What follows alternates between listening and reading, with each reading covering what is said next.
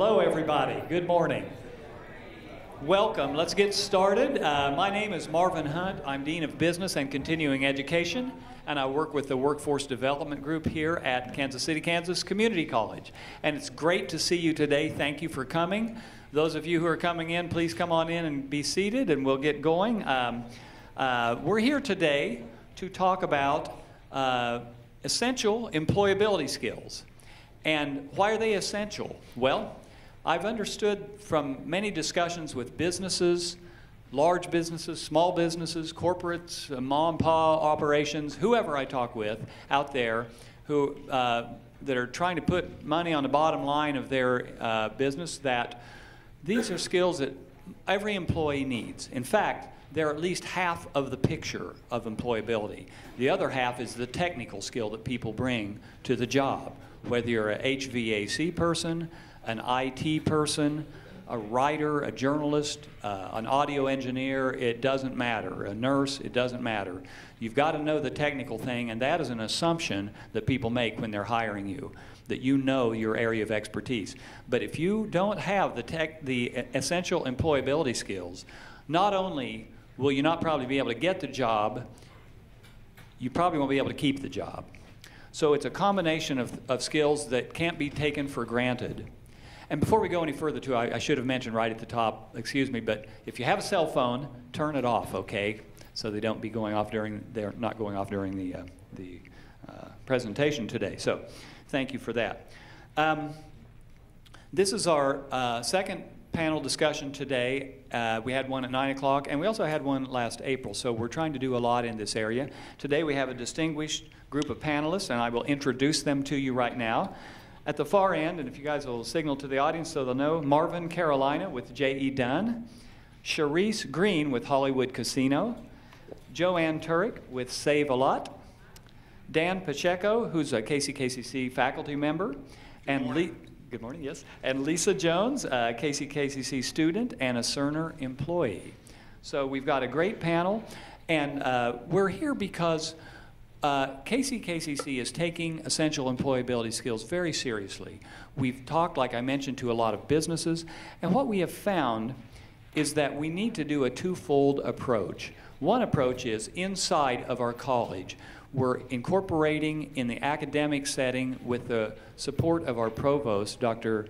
Aga Jaffer, incorporating more employability skills training and education into courses that everyone takes, and then into specific courses that are designed to in each departmental area. We are also offering panel discussions like this. We believe it's critically important as we move forward. Another area in which we're working a lot is in the community. We have found that Wyandotte County and our service area in general, there's a lot of great jobs, but some of our citizens aren't getting those jobs. Why? We hear again and again the lack of soft skills or employability skills. So what we're doing is we're going out in the community and we're offering a 4-module course.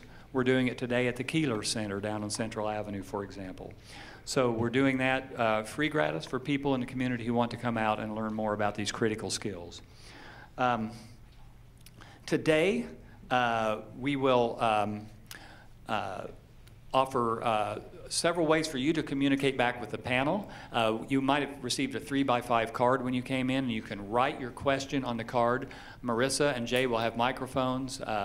And as we ask questions to the panelists, they'll address those, and then at the end of the session today, you will be able to hold up your card and hand it to Jay or Marissa, and you can write a question on that card, and they will voice that question for you. Or, better yet, you stand up and ask the question. You can get a direct response from the panelists that way.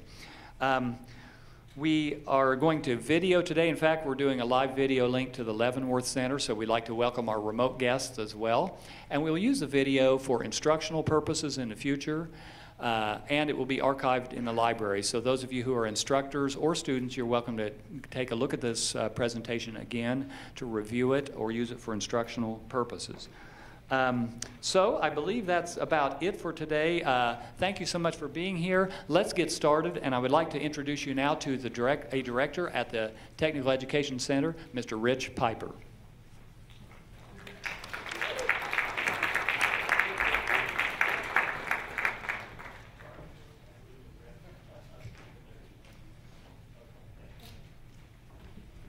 Well, good morning, everybody. Hope everybody's doing well. Before we get started, I'd ask one thing today, that you come with an open mind and look for the tools or the phrases or the words that might set you apart from the intense competition that's out there in the job market at this time. And our panel of experts will share several key phrases that may help you and put you in position to compete for a position and keep that position. So with that, let's get started. We're going to start with Joanne, Marvin, and Sharice on this question. And let's start with Sharice this time. What advice do you have on how one should dress for an interview as it pertains to earning position with Save-A-Lot, J.E. Dunn, or Hollywood Casino? Hello, everybody. I'm Sharice, and for dressing for a position for Hollywood Casino, we have a lot of different positions available. We have more entry-level positions than, the office and leadership jobs. And so some of you guys may come in and interview for maybe a food server or a cook. It's always appropriate to dress for, dress as if you would want to hire you. And so, appropriate slacks, a nice polo, or a nice button-down shirt. We don't like to see jeans or shorts and flip-flops, ball caps, things of that nature, even if it's for a server or a bartender position. If you're even going for an a leadership position, a management or a supervisory position, we would advise that you come in a suit with a tie. You want to dress for the position that you want. You want to be presentable to your interviewer, and you want them to see you in that job. We've done a lot of interviews over the last several weeks, and some people have come in for cook interviews, and they've actually come in their cook jackets, the nice white jacket. They present themselves to the executive chef as if they are professional, they have experience as a cook, and they're ready to be successful in that job. I'll go next. I'm Marvin, Carolina. And you really have to, they always say dress for success. We're a construction company, so if you're looking for something in our office, I would say a coat and tie would be appropriate. Now, if you're looking for something in the field, you're going to be in our field labor force, I would say a nice shirt, like Sharice said, nice shirt, polo shirt, nice pair of slacks. Really no jeans. Really just, we want you to look nice and neat. But understand the culture of the company also. That's going to be important. Understand the culture of the company that you're interviewing with and what are their expectations is very important. Hi, I'm Joanne Turk with Save-A-Lot. And I would also add, as far as dressing for success, not meaning you have to go out and buy the finest if you don't have it, but look nice in what you have. Even some of our positions, if you would be working at a Save-A-Lot store, I would call a casual environment. But I would not come to the interview dressed casually like that. So just a ditto to what they said. I would not advise denim, ball caps, and make sure your clothes fit you well. Okay, so they're not draggy, or they're not too tight, or they're not revealing parts of our body that we shouldn't be revealing or don't want to reveal. So I guess my suggestion, you can never be too overdressed. I even tell people who are interviewing for a position, maybe a store management position, one of our stores, that are very physical, hands-on, get dirty kind of jobs. But there's probably nothing better than to show up in a suit, or at least nice dress pants and a shirt for an interview. We'll start with Marvin this time. Address the corporate culture on tattoos and piercings. And we'll start with Marvin, then Joanne, then Sharice. Well, when we talk about tattoos and piercing, that's not something that in corporate America that is, looked upon favorably necessarily. We are out in the public, and that's something that is a personal expression to a lot of people. But when you're in the workplace, that's not something that is acceptable as much. So we have to pay attention to that as you're interviewing, and understand that, visible tattoos, piercing, whatever it may be, how that's may affect your interview going well or not going well. We have a lot of cultures that are older, and they're not as much into the tattoos and piercing as the younger crowd. So we talked in the first session about different companies accepting it and other companies not, but it's really understanding the culture that you're interviewing with. And I would add to that too, for a company like mine that's in the retail environment, our employees are the face to our customers. So we don't know how accepting, or like Marvin mentioned, different cultures in that may not find tattoos and piercings acceptable or or looked upon as favorably. So my advice also, if you do have piercings and are able to take those out when you go to an interview, not to hide them, because I know Cherise might say too that we would ask if someone has a piercing, are you willing to take that out before you come to work? Are you willing to cover your tattoos? For those people that have them, they're there if they're there, but are you able to disguise them, not only during your interview, but also if you are hired? And to Joanne's point, with being the face of our customers, our team members are the face of our customers. They present the company to our customers. So we do have strict policies about tattoos and piercings. Tattoos may not be visible if you cannot be visible in any position that you work in for our casino.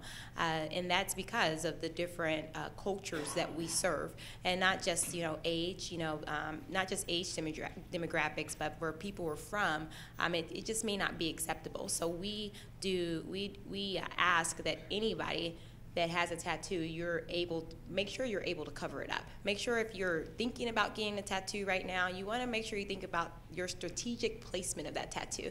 You don't want to put it on your face or on your neck where you can't cover it up, because if you're interviewing with us, we're going to look at that tattoo and say, you cannot cover that up. I think one of my VP of HR, he said that we had a table games dealer that was applying for a dealer, and he had the words "F-U" across his knuckles, and he's dealing to he wants to deal to customers.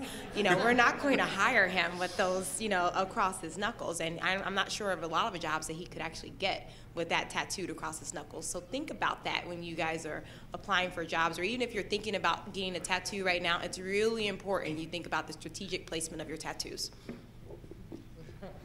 Thank you very much.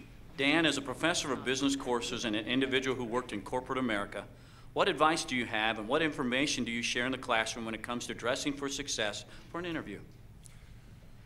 When I talk to any student about dressing for success, you've heard the panelists comment on about the culture, dress appropriately for the culture for the firm that you're interviewing with. How do you find out about that? One of the ways you can find out is by doing what we in the business courses describe as environmental scanning. Go and visit the place where you're going to apply. Take a look around. How are the workers there dressed? Another way of doing that is get access to the website for the firm you're interested in. Firms post pictures. They try to project an image of what it's like working at that firm. You can look at those pictures and get cues about what appropriate dress is at that firm. So look for these kinds of signals so that you know how to approach it. Lisa, as a current KCK-CC student, 2011 summer paid intern for Cerner, and currently working for Cerner, what advice do you have on how to dress successfully for an interview? Well, as all the other panelists have said, you want to dress for success. Make sure your clothes fit well. Don't wear anything that's too provocative, too revealing. Take pride in your appearance. And let's see, wear clothes that fit well, are not wrinkled, and are clean. And that's pretty much about it. Thank you. This question is for Joanne, Marvin, and Cherise, and we'll start with Marvin this time. Does the corporation you are employed by use social media such as Facebook or Twitter as a means to screen applicants or possibly remove current employees based on inappropriate postings according to company policy or image? Currently, we do not. We do not use any kind of social media to screen anyone out. That is something that's probably coming down the road for us and many other companies, but currently we don't. But there are two things that we do pay attention to, is phone messages. When we're calling someone to come in for an interview, what does their phone message say? I mean, they could go from having a 15-minute, concert to saying some very, inappropriate things. Even nice things like having your kids. That's not appropriate. We're trying to call you and your kid saying, my dad's not here right now, please call back. Make sure your phone message is appropriate for potential employers who are calling you. And also your email address. What is your email address? Is that an appropriate email address for potential employers also? So I smile when he said about email address, because you guys would probably not believe if I told you some of the email addresses I see people apply to our positions with. So addresses I wouldn't even repeat in this room. So I would say be very, very careful with what your email address, because remember, as we see you apply to our positions, that becomes kind of a part of you and a little bit of to your character. Regarding social media, Save-A-Lot is using it a little bit as far as from the recruitment standpoint. You would see, particularly in our college recruiting, us using the Facebook and Twitter and that.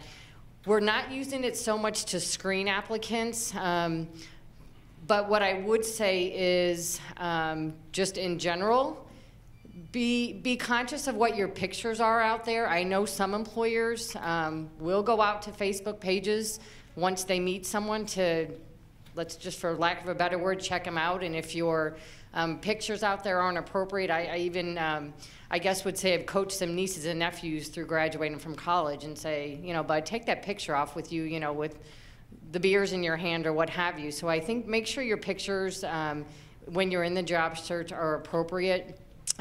As far as current employees, and how you use that, I would just say my recommendation would be don't mix business with pleasure on your Facebook page, okay? If you need a place to air your, you know, how you feel about your company or what somebody did, to find another place to do it besides your social media pages. I also get a big smile across my face when we talk about this. I agree with Marvin and Joanne as far as email addresses. Exactly what Joanne said. It's kind of crazy sometimes what you see in email addresses.